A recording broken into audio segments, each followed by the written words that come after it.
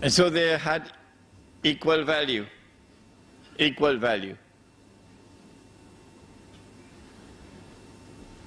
And so it was haram to exchange 2 baskets of dates for 1. It was riba.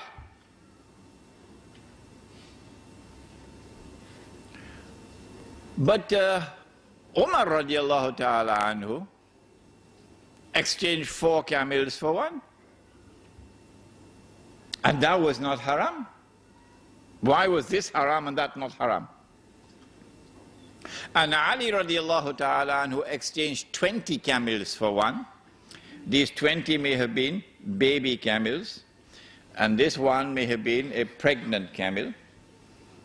And there was not haram. So the question we asked tonight is, why was it haram to exchange 2 baskets of dates for 1, and there was riba, but it was not haram to exchange 4 camels for 1 or 20 camels for 1? That's a good question, isn't it? You're lucky I don't have the time to question you tonight.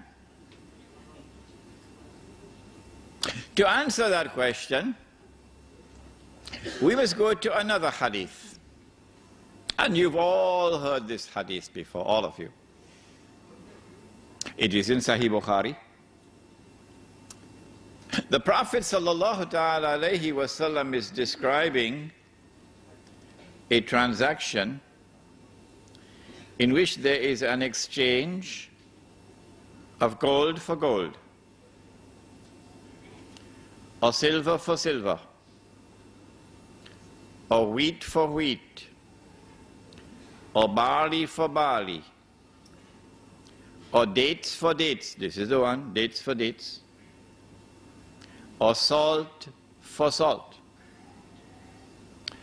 And he is declaring, once it is like for like, it must be equal for equal. 2 baskets on this side, you must have 2 baskets on this side. If not, it is riba. Why is it riba? Remind me to answer that question if I forget. Why would it be riba? If I exchange 2 baskets of dates for 1, why? Before we answer that question, and also remind me, because I forget, you know, remind me to answer the question, why is the 4 camels for 1 not riba? Okay. When we look at this hadith, there are 6 items mentioned. 2 of them are precious metals, gold and silver, and the other 4 may be described as commodities. What is there which is common to all 6 of them? There are 2 things which are common to all 6 of them. The first is this, that all 6 were used as money in the market in Medina. If there was a shortage of gold and silver coins, they would use dates as money in Medina. The second thing which is common to all 6, which the Prime Minister of Malaysia has only now understood, when the sun is already setting, is that in all 6,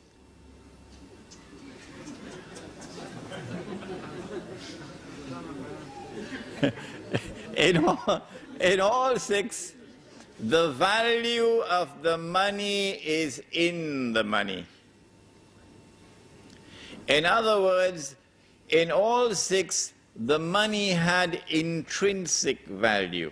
I heard with my own ears the Prime Minister of Malaysia say a few years ago, of course he's going to be embarrassed now to be reminded of it.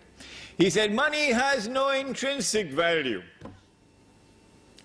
Now he's backpedaling because now he's beginning to learn a little thing from us who are teaching this subject for years now.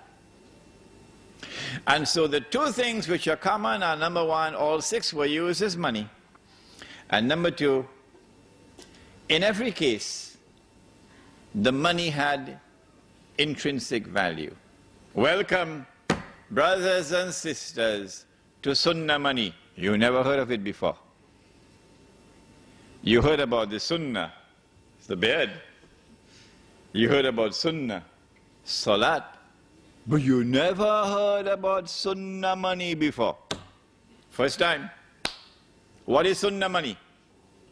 Sunnah money is either precious metals or commodities. And Sunnah money is money which has intrinsic value. I leave behind me two things. So long as you hold on to them, you will never go astray. The book of Allah and my Sunnah. And this is also his Sunnah. And we've abandoned it today. This is riba. We will explain to you how it is riba. We've abandoned what we had as Sunnah money and replaced it with riba. We'll explain to you how. But wait a minute.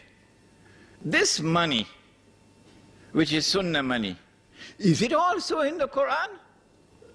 I mean, did we abandon the Quran as well? Oh, that would be terrible. So let's go to the Quran and see. When Yusuf alayhi salam was in the well, you shaking your head? Okay, he was in the well. The travelers came, fished him out of the well, and they took him to Egypt and they sold him. Surah Yusuf. وَشَرَوْهُ بِثَمَنٍ بَخْسٍ دَرَاهِمَ مَعْدُودَةٍ.